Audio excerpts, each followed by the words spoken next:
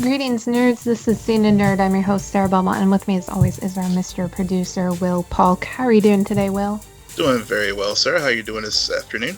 I'm doing fine. I'm right now staring at BH 90210 on a rundown and Yeah. thinking to myself, I thought I had more notes.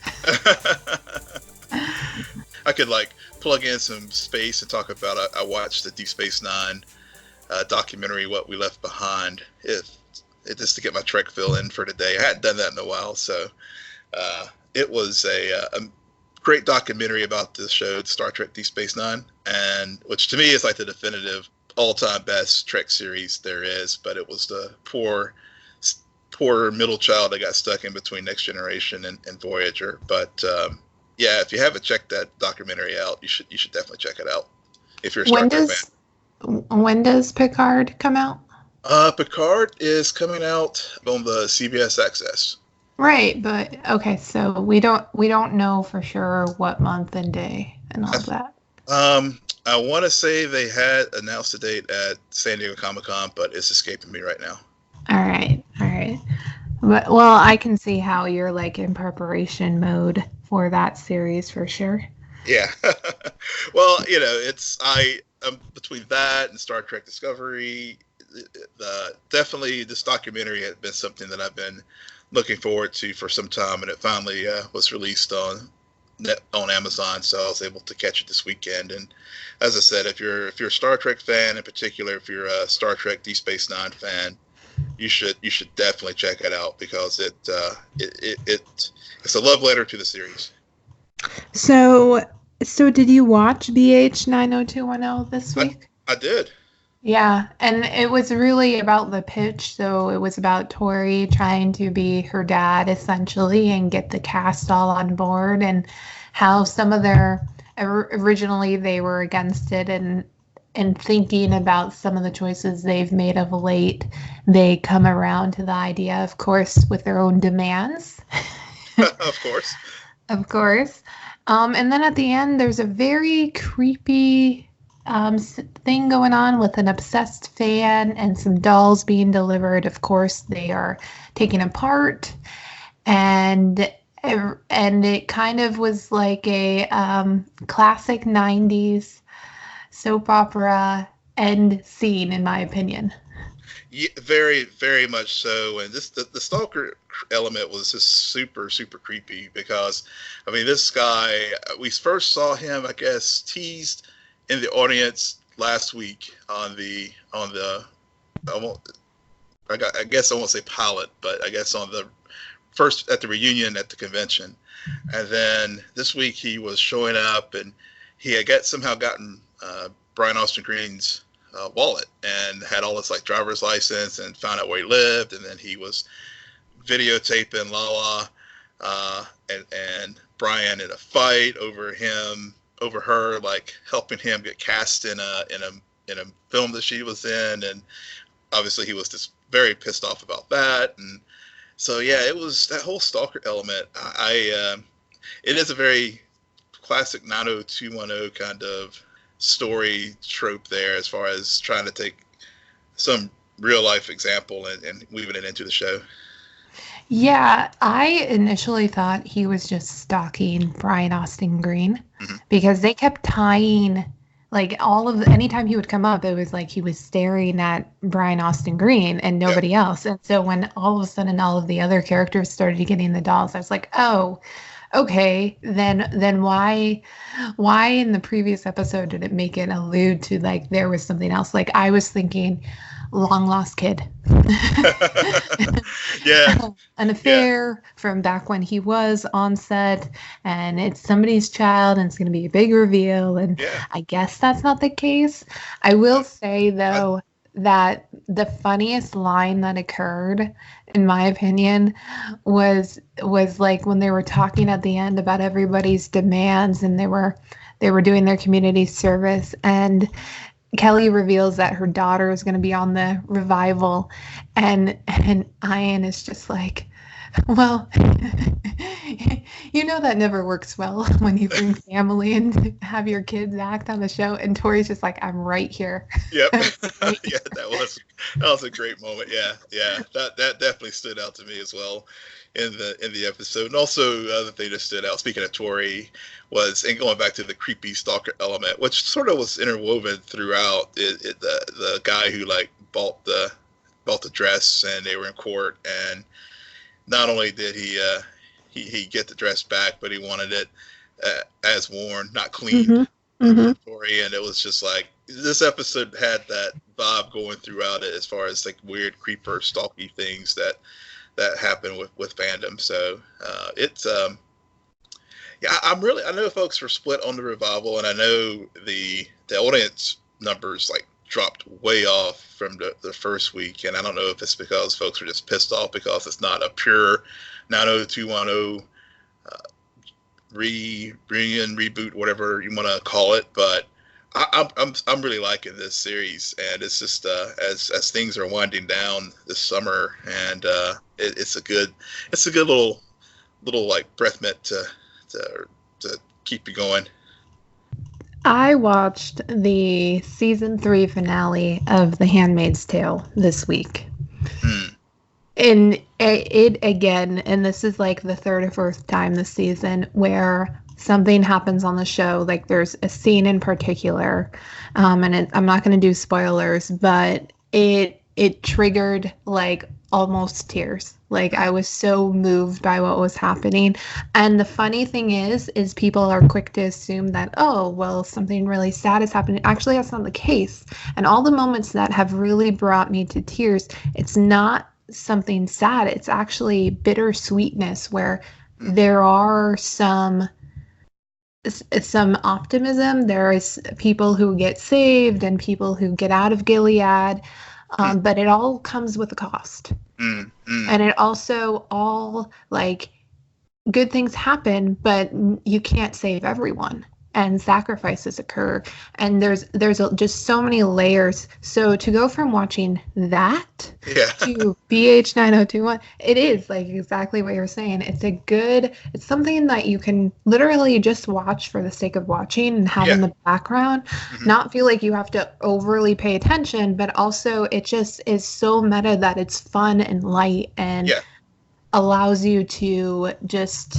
realize like not everything is dire. And exactly. And this show, things come on TV or things happen at the right time, and really this show, I'm glad they waited to drop it at the end of the summer, sort of a bridge to close out the summer before we get into the fall schedule, because it really is like just a very lighthearted.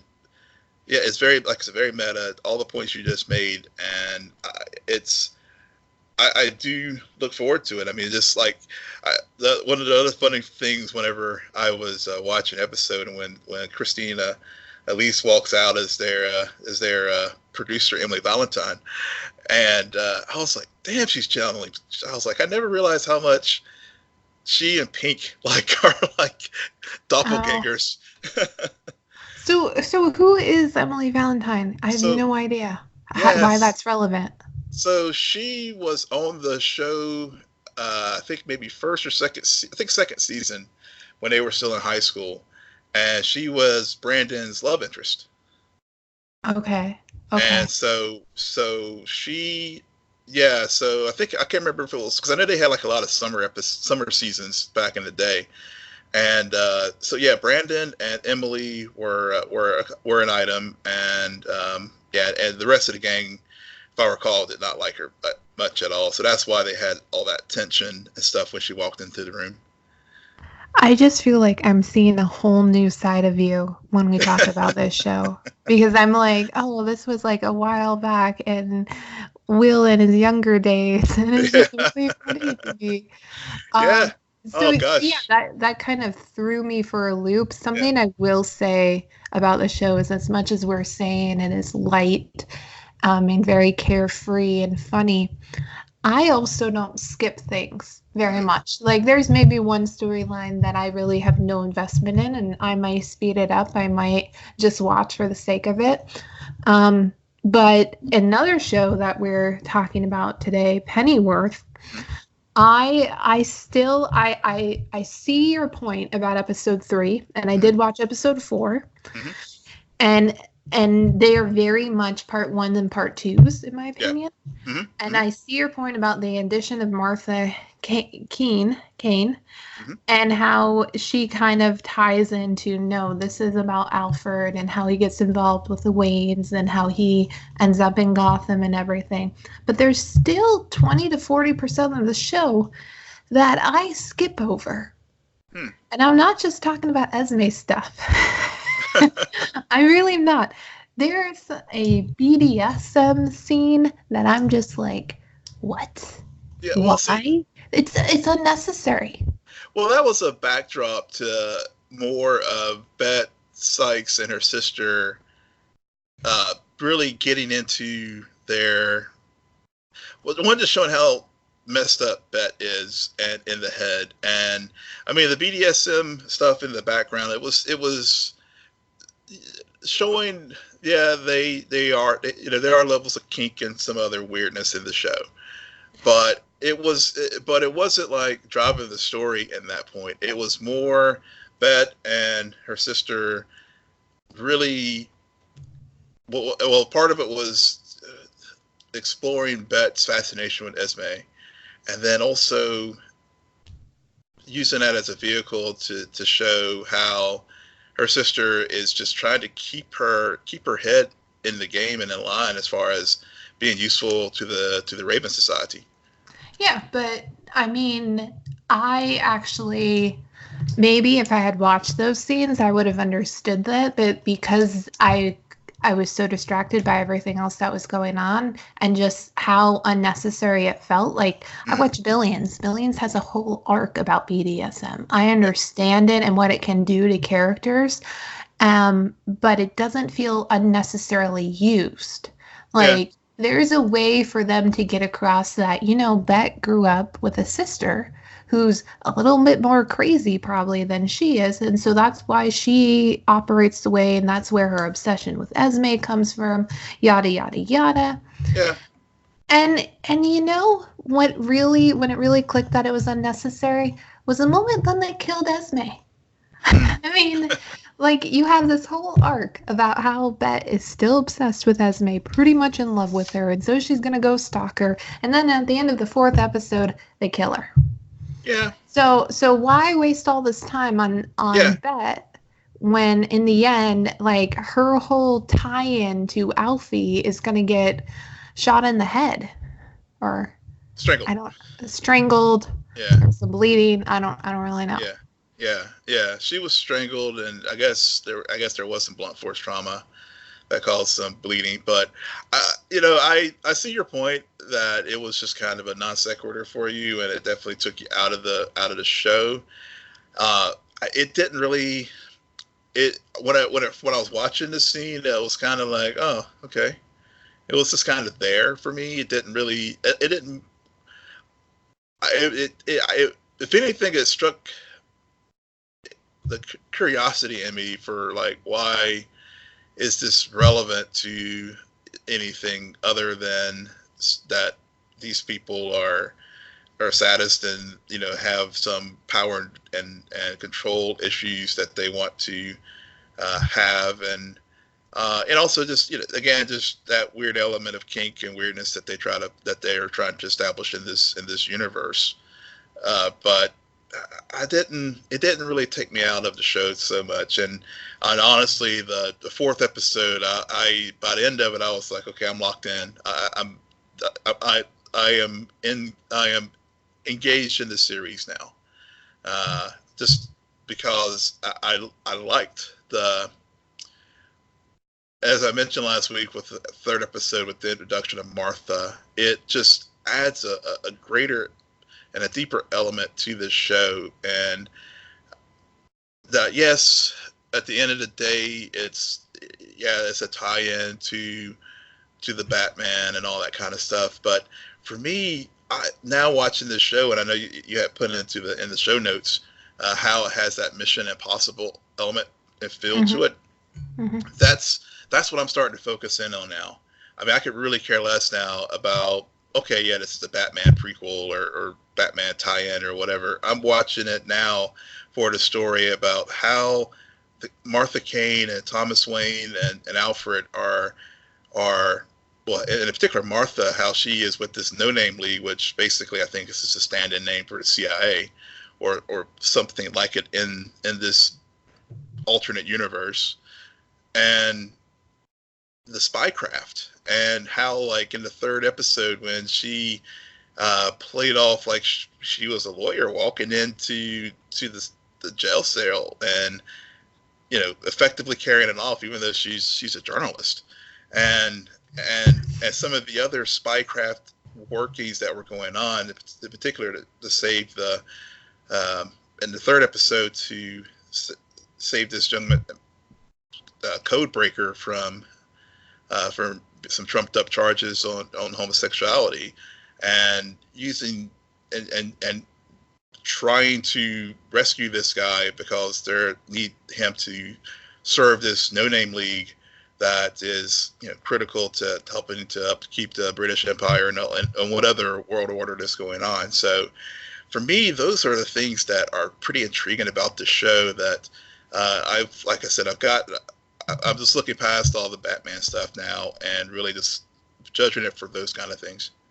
Yeah, I agree. Martha really came in at the right time to make me more curious. I'm still pretty much only curious about her and Alfred and Thomas Wayne. Yeah. Everything else I could care less about. I really have no interest in. The interesting thing about her is watching the third episode, I added to my notes, and thus the Martha Kane, Alfred Pennyworth fanfiction begins. I'm only joking, or am I?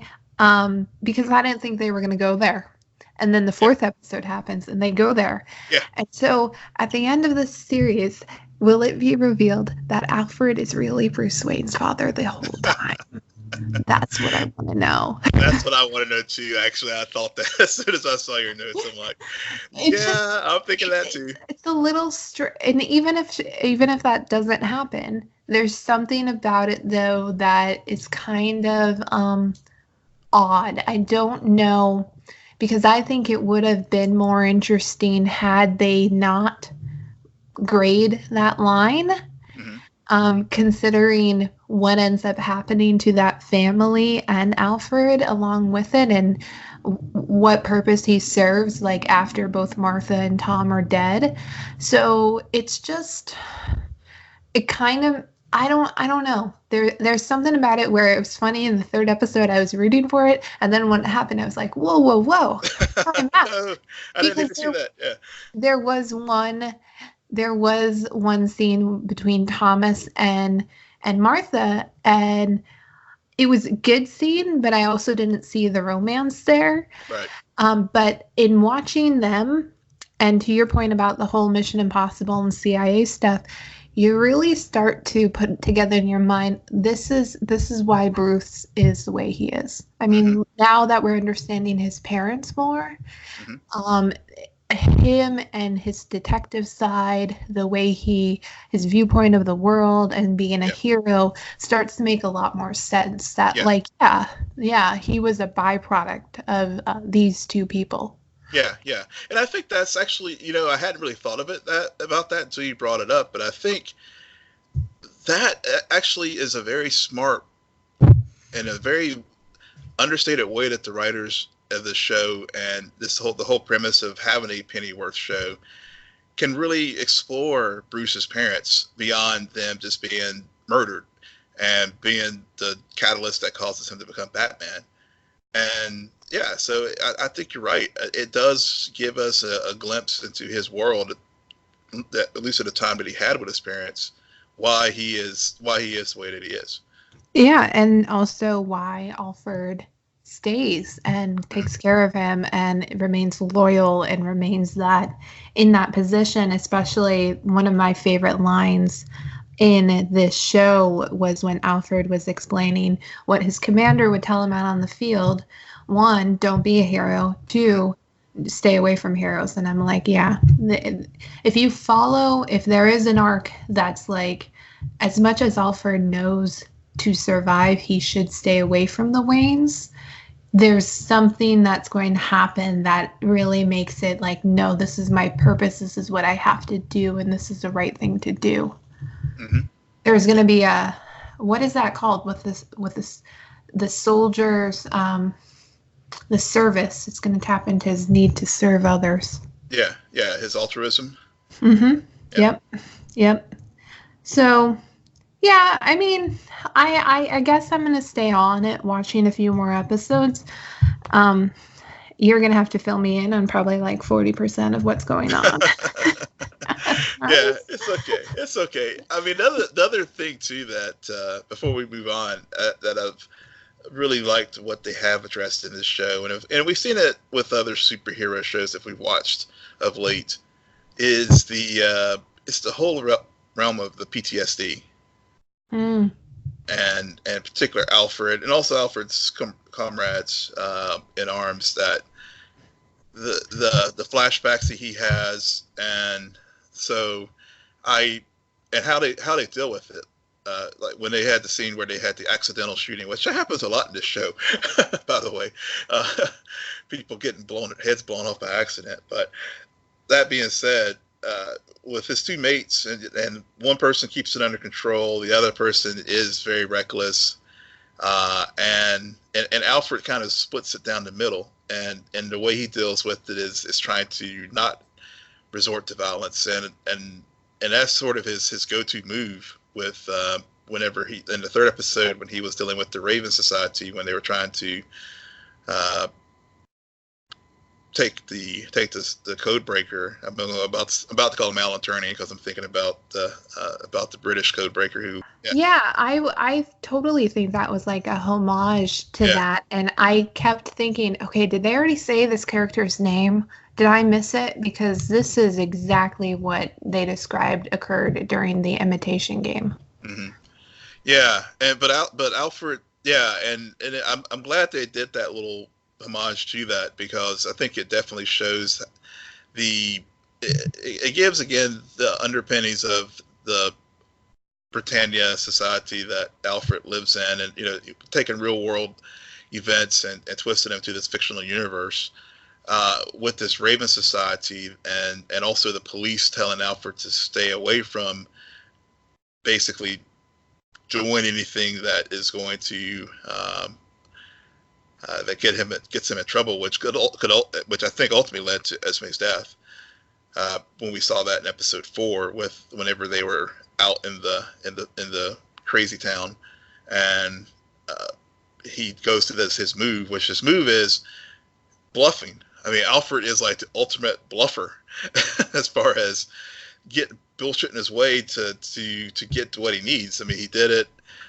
Each episode there's been an example of that. In the third episode, it was with the Raven Society and getting the scientist away and onto the plane, basically pretending he was going to kill him and they wouldn't be able to solve their mission.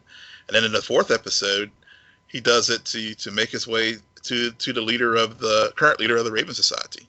Mm-hmm.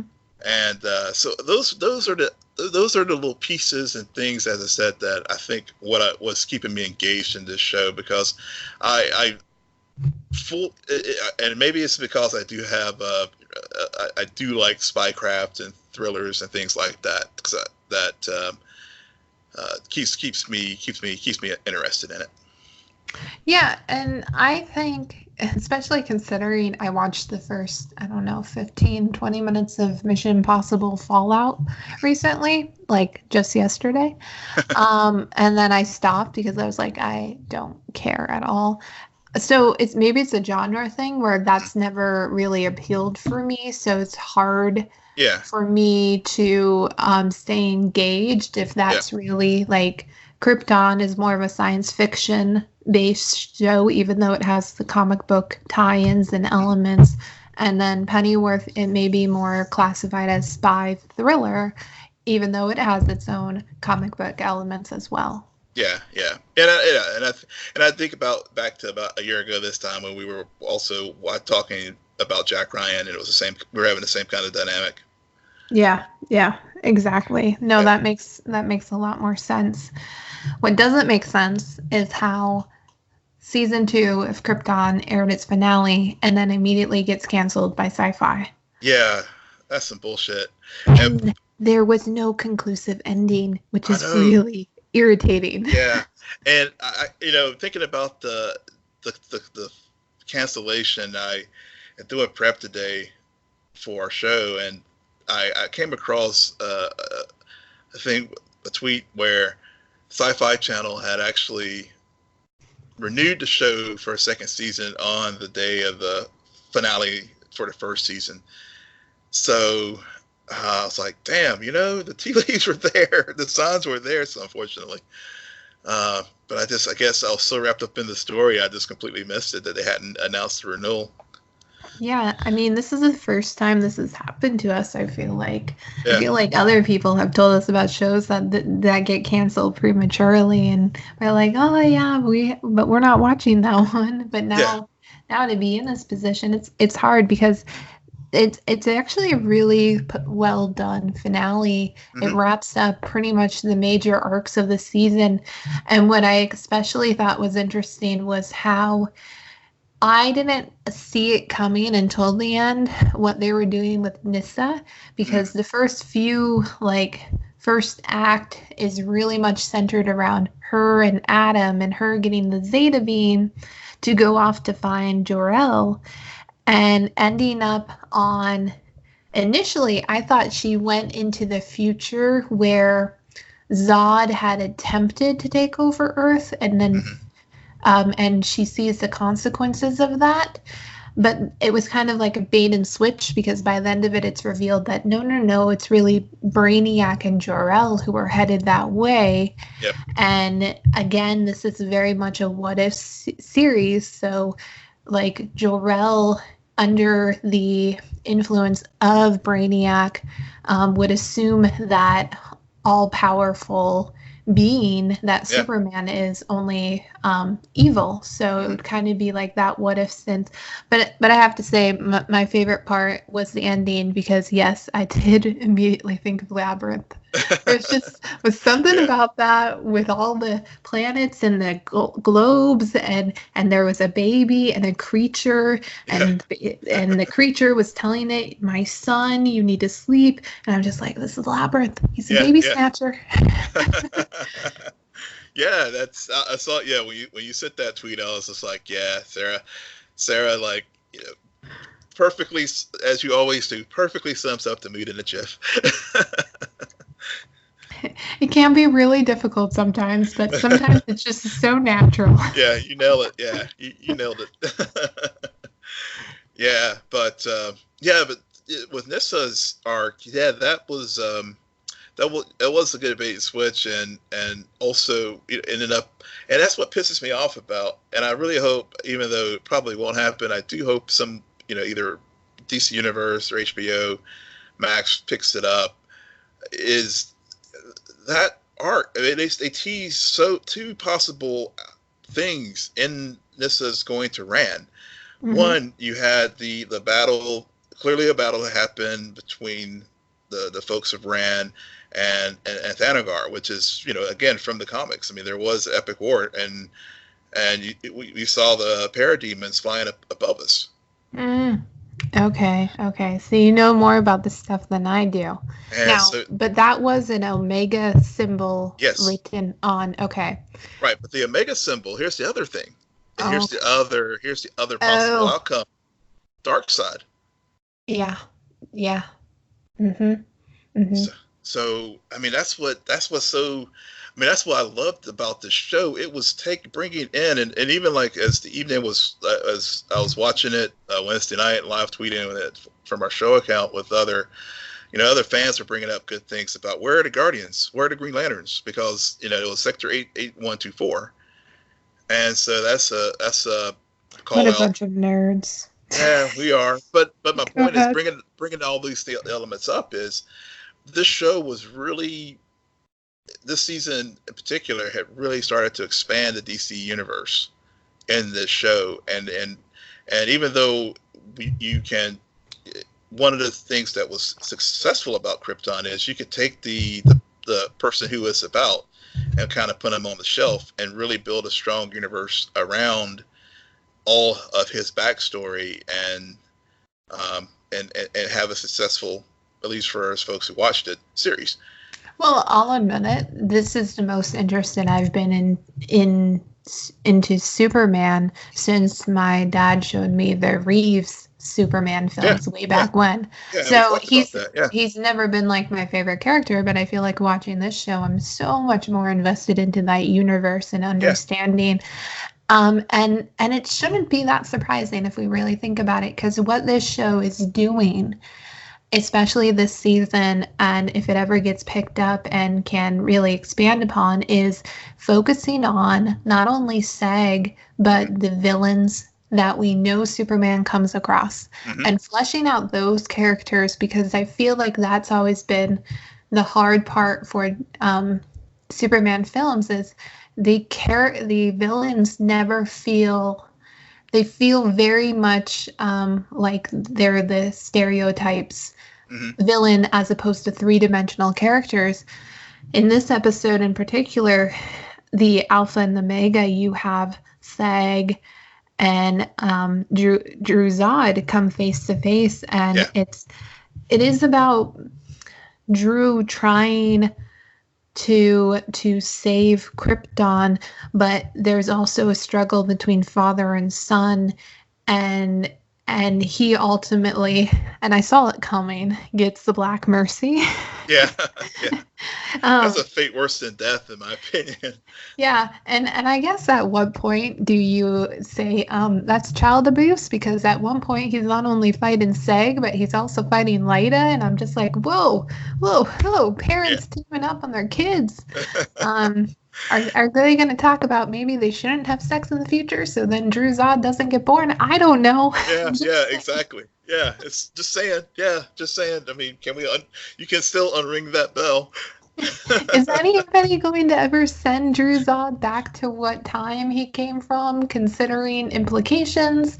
And they kind of hinted about that at the beginning with Adam talking about the Zeta beam, where he's come to a point where he's not going to make that choice to go back and try to regain ability to use his legs, because every time you change time, there's consequences. Barry Allen, Are you listening?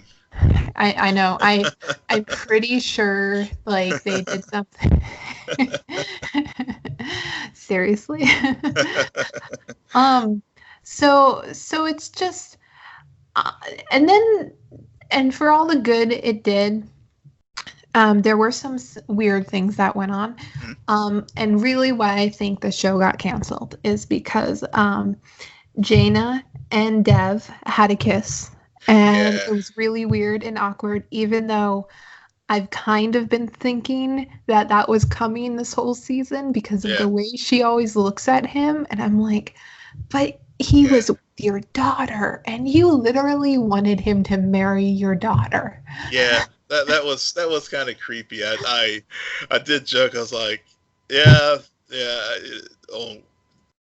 saw the ship coming. I mean, we kind of like talked about whether or not that was going to happen a few weeks ago, particularly that scene where they huddled together in the bed. Yeah.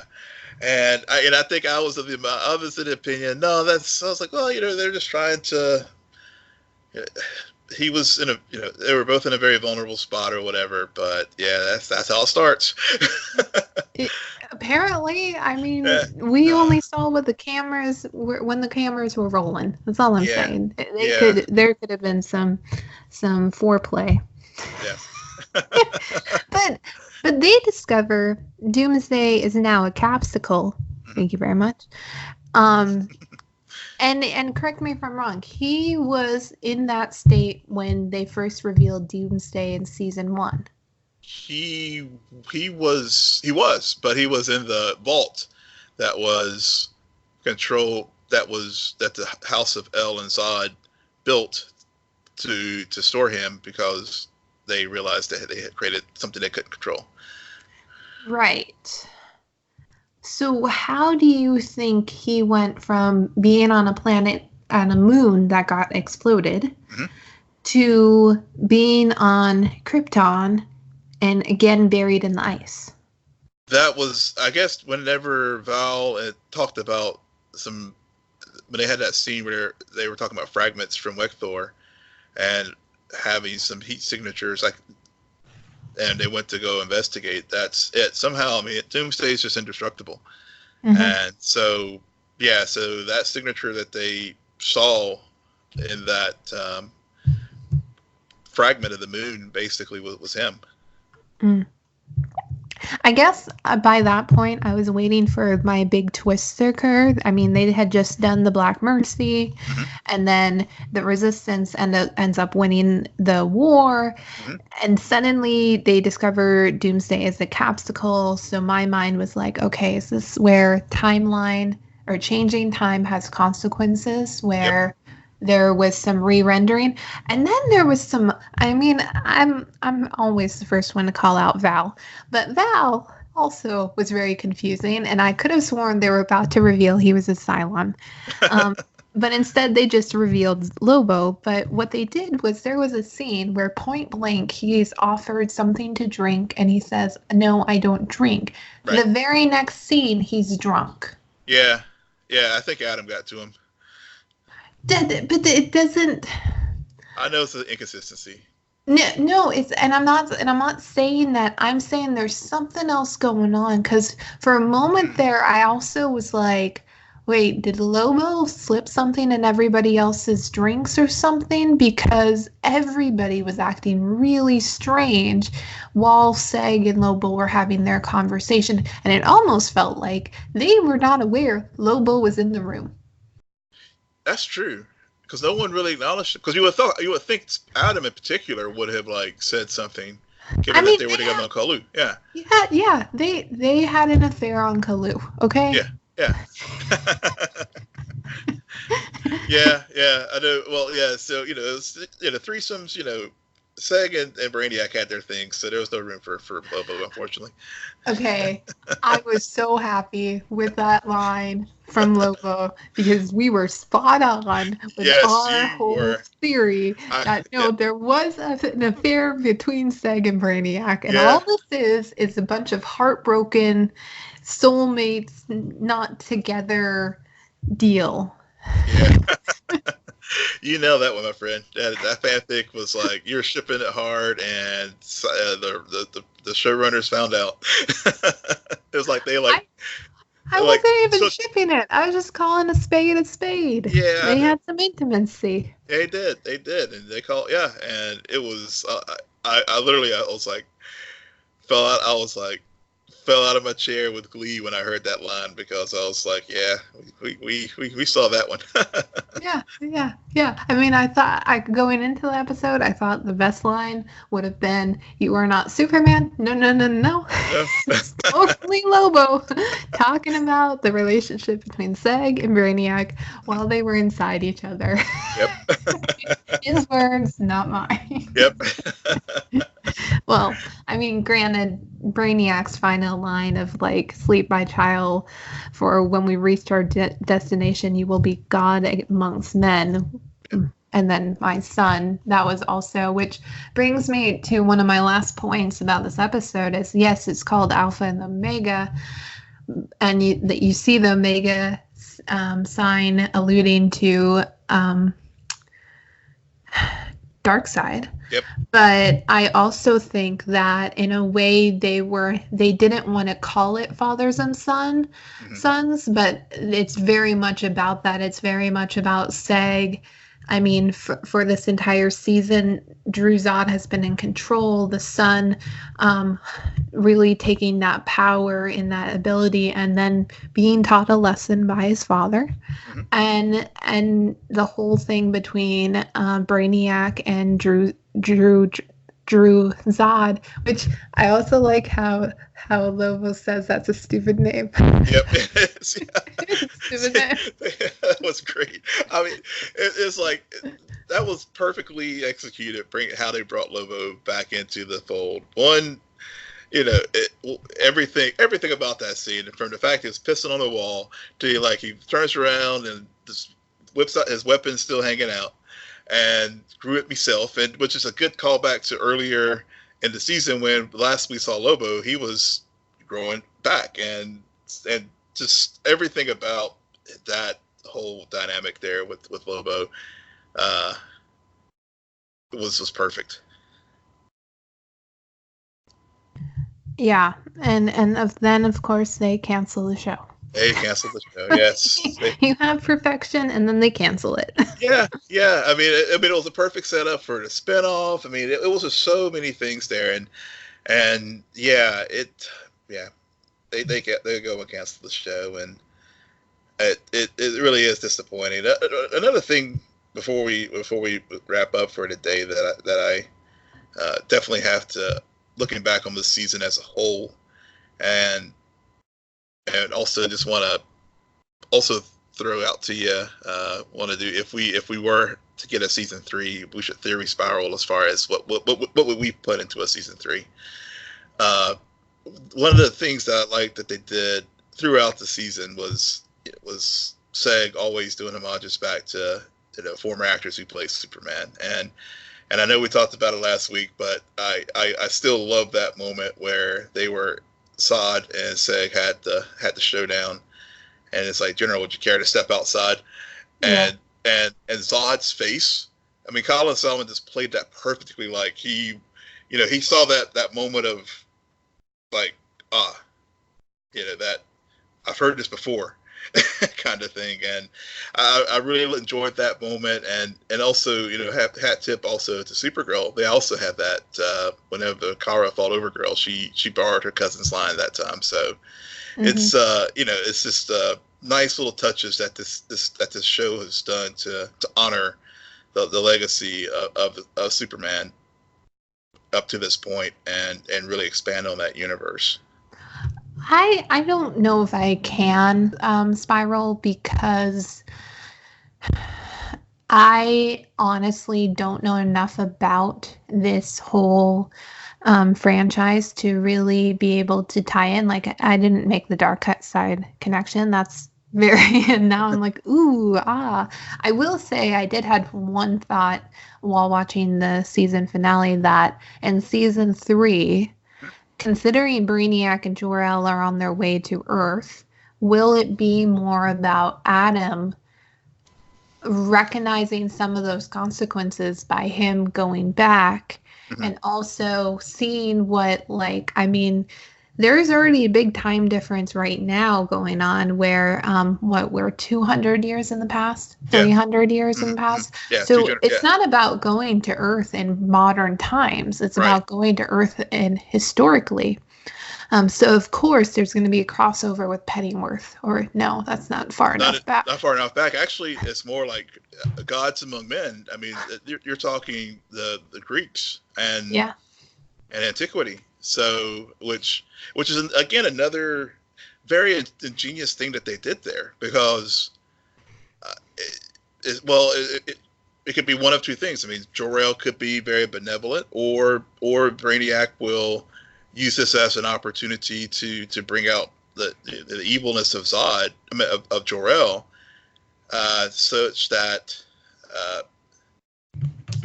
it completely alters history again, such that, I mean, Krypton will still meet its ultimate fate, and now it'll be Jor-El who will be the one who's carrying out the destiny of Kal-El. But if assuming that is, if it's Brainiac's going to have benevolent means about him, or is it going to be another, or is Jor-El going to be evil? I mean, those are the things that opens up so many doors, and again, getting into the larger DC universe, bringing into some of the other nerd brethren who know this universe a lot better than us, and the references to the Green Lanterns and others. I mean, will they intercede and intervene to help get things back on track the way that they should? I mean, we're talking about space travel right now, so I'm sure that is possible and potentially a way to go with it. I mean, it's not currently being done with the CW network, so so that should be fine.